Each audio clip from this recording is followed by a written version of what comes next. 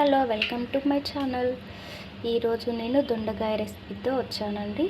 పండు దొండకాయలు పండు పండాయి అని చెప్పి కర్రీ చేసుకోరు చాలా వరకు. సో పడేయకుండా ఇలా పచ్చడి చేస్తే వాటితో చాలా టేస్టీగా తిన్నవాళ్ళు మళ్ళీ మళ్ళీ కావాలని అడిగి మరి చేయించుకొని తింటారు. సో ఇలా ఒకసారి ట్రై చేయండి. దానికి కావాల్సింది పావు కేజీ దొండకాయ, చిన్నపాటి సైజు టమాటా, స్టవ్ వెలిగించుకొని దాంట్లో 1 టేబుల్ స్పూన్ కడాయిలో 1 టేబుల్ స్పూన్ ఆయిల్ వేసుకొని ధనియాలు 1 టేబుల్ స్పూన్, నువ్వులు 1 టేబుల్ స్పూన్, పచ్చి శనగపప్పు 1 టేబుల్ స్పూన్, జీలకర్ర 1 టేబుల్ స్పూన్ వేసుకొని దోరగా రంగు వచ్చే వరకు వేయించుకోవాలండి. ఇలా దోర రంగు వచ్చాక తీసి మిక్సీ జార్లో వేసుకోవాలి. మిక్సీ జార్లో వేసుకున్నాను. తర్వాత ముందుగా మనం ధనియాలు, నువ్వులు, జీలకర్ర, పచ్చిశనగపప్పు వేయించుకున్న దాంట్లోనే దొండకాయ, టమాటా కొంచెం మగ్గించుకోవాలి ఒక 5 నిమిషాలు. ఇలా కొంచెం కలుపుకొని మూత పెట్టి ఒక 5 నిమిషాలు కుక్ అవ్వనిద్దాం. మూత పెట్టుకొని వదిలేద్దాం. సో ఈలోపు కాస్త చింతపండు నానబెట్టుకుందాం. ఇప్పుడు ఒకసారి చూసుకుందాం ఎలా కుక్ అయ్యాయో.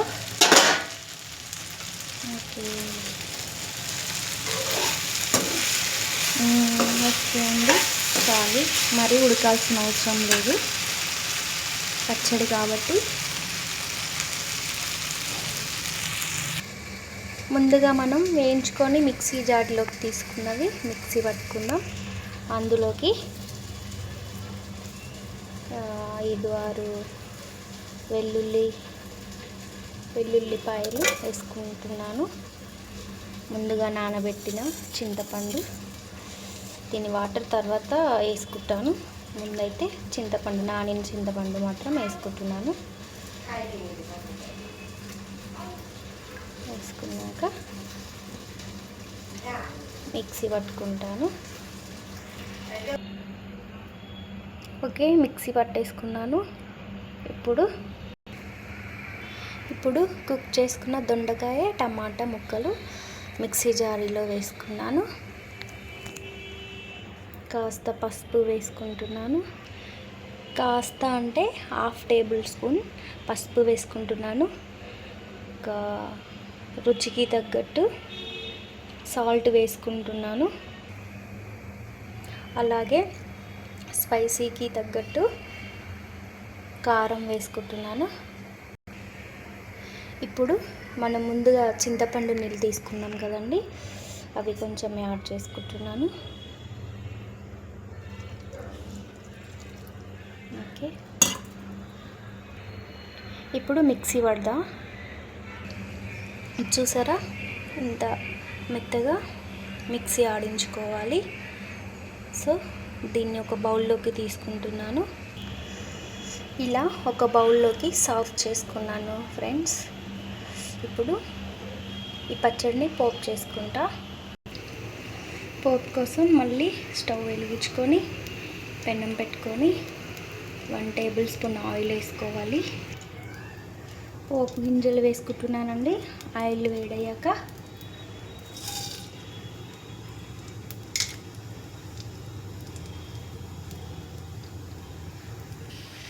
పోపు గింజలు వేగాక కట్ చేసి పెట్టుకున్న పచ్చిమిర్చి కూడా వేసుకుంటున్నాను. కలుపుతున్నా.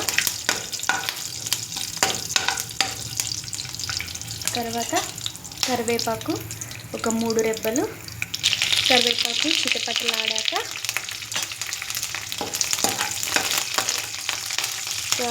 3-4 వెల్లుల్లిపాయలు దంచి పెట్టుకోవాలండి, అవి వేసుకోవాలి.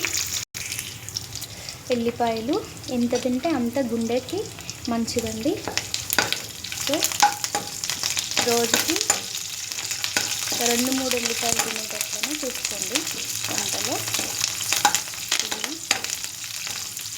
ఈ పోపు అనేది కొంచెం గోల్డ్ కలర్లోకి వచ్చాక కొంచెం పసుపు వేసుకోవాలి.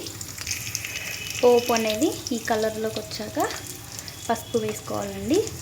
ముందుగానే వేసుకుంటే పోపు అనేది మాడిపోతుంది, సరిగా ఉడకదు. ఓకే, పసుపు వేసుకున్నాను. కలపాలి.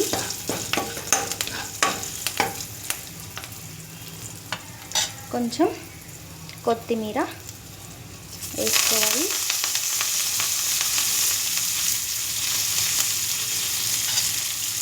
కొత్తిమీర మరీ మగ్గనివ్వకూడదండి, కొంచెం పచ్చిగానే ఉండాలి, అప్పుడే టేస్ట్ బాగుంటుంది. ఓకే అండి, పోపు అయిపోయినట్లే. ఇప్పుడు పచ్చడిలో కలుపుకుందాం. ఓకే అండి, వేసేసుకున్నాను. తాలింపు ఇందులో చక్కగా మిక్స్ చేసుకోవాలండి. ఓకే ఫ్రెండ్స్, పండు దొండకాయ పచ్చడి రెడీ అయిపోయింది. ఎంతో టేస్టీకరమైన పండు దొండకాయ పచ్చడి. చూస్తూనే నోరు ఊరుతుందండి.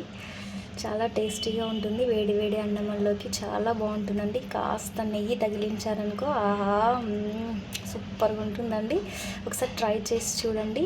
వీడియో నచ్చితే లైక్ చేయండి, షేర్ చేయండి, సబ్స్క్రైబ్ చేయండి, మీ ఫ్రెండ్స్కి షేర్ చేయండి. Okay, thank you.